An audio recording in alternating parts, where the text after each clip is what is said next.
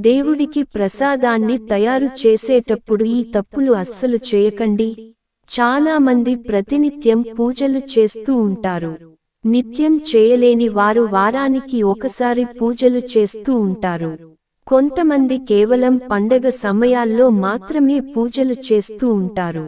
ఇలా సమయం ఏదైనా సరే పూజా కార్యక్రమంలో దేవుడికి నైవేద్యం పెట్టడం మన ఆచార సాంప్రదాయము.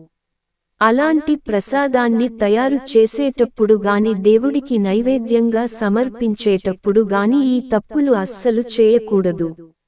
ఆ తప్పులు ఏమిటో మనం ఈ వీడియోలో తెలుసుకుందాము. మీరు గనక ఇప్పటివరకు మా ఛానల్ని సబ్స్క్రైబ్ చేయకపోయి ఉంటే దయచేసి సబ్స్క్రైబ్ చేయవలసిందిగా వేడుకుంటున్నాము. ఇలాంటి మరిన్ని వీడియోస్ మా ఛానల్లో ఇప్పటికే అప్లోడ్ చేయబడి ఉన్నాయి. మీకు కుదిరితే వాటిని కూడా ఒకసారి చూడవలసిందిగా ప్రార్థిస్తున్నాము. ఆడవారు నెలసరి సమయంలో ఉన్నప్పుడు నైవేద్యాన్ని అసలు తయారు చేయకూడదు.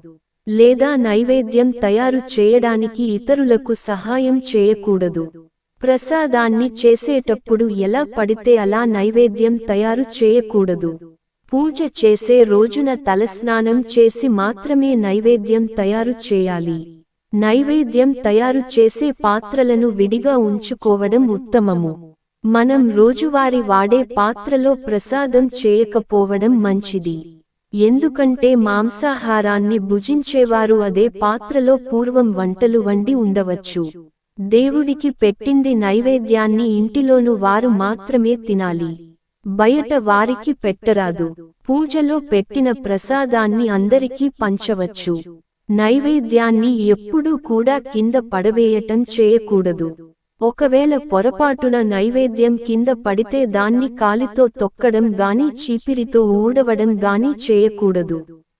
ఒక మెత్తని వస్త్రముతో శుభ్రపరుచుకోవాలి. ముందు రోజు పెట్టిన ప్రసాదాన్ని అలాగే ఉంచి తర్వాత రోజు పూజ చేయకూడదు. ఒక్కో దేవుడికి ఒక్కో రకమైన ప్రసాదం అంటే మిక్కిలి ఇష్టము. అవి ఏమిటో తెలుసుకుని వాటిని నైవేద్యంగా సమర్పించడం మంచిది. ఇలాంటి మరిన్ని వీడియోస్తో మరలా కలుసుకుందాం.